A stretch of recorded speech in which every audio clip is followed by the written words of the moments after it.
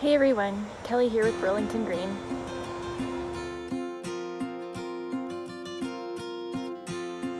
Today we're visiting Maple Park Community Garden, and we have Lisa, the volunteer garden coordinator with the Burlington Food Bank, here to show us around and let us know what the food bank is up to in the gardens. Let's take a look.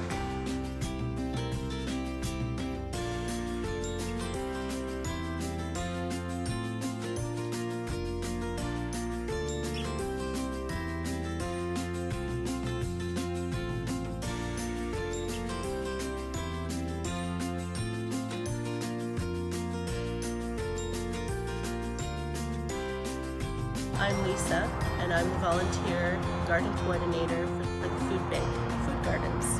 And we're here today in our 7 plots that we're growing food in. And it's midsummer, so things are growing, we're harvesting, and we're just doing a turnover now. We're pulling out some of the early crops and planting late season vegetables that we'll be able to harvest in the fall. So this has been a really nice opportunity for me to get involved in such a nice project, growing food for our community. I recently went back to school for an education in horticulture, specifically in food and farming, and I was just finishing that up when COVID hit, and the opportunity came along to volunteer for the food bank. And I've been so grateful for the opportunity to apply some of the things that I've learned, but to actually put yourself in the garden and watch things grow is a different adventure. We have a variety of vegetables here, and every one of them has its own unique needs. You know, peppers and beans, tomatoes, eggplants, squash. There's pretty much anything you can think of. And we've interplanted some herbs and flowers to help with pest management. Of course, you can pick these for eating, and you can eat the petals off of those. We have 7 plots here that are dedicated for the food bank. We also have being able to utilize some of the outside of the fence. We have a lot of volunteers, approximately 14 people now in the schedule for daily weeding and watering, and then for casual fill-ins, and for, you know, big projects when we need all hands on deck sort of thing.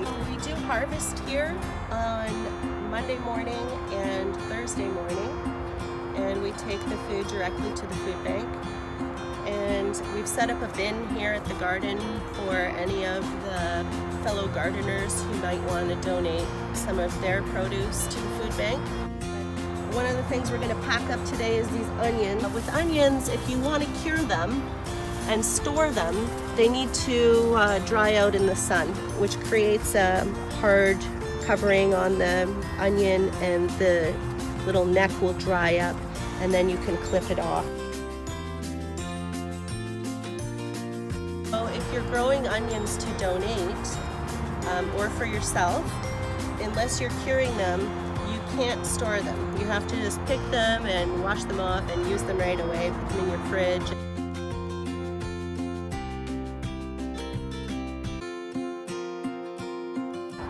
This is an indeterminate variety of tomato, which means that it will just keep growing and growing and growing.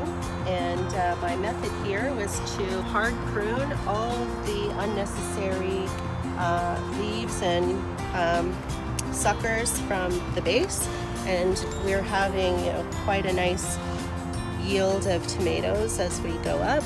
We just keep pruning off the leaves that are not required. And I have experienced the health benefits of gardening, and when you're in the garden, sort of participating with nature, getting your hands dirty, being in the soil, being in the sun, working together with other people, and breathing in the fresh air. This is all so healing and so nutritious, you know, just as nutritious as the food that comes from the garden.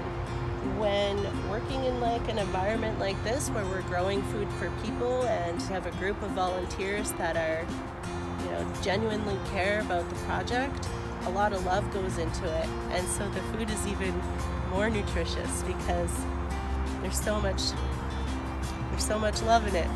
I don't know if that sounds cheesy, but that's the way I feel about it. A big thank you to Lisa for showing us around the Maple Park Community Garden. And thank you to all the volunteers with the Burlington Food Bank's Community Garden Project.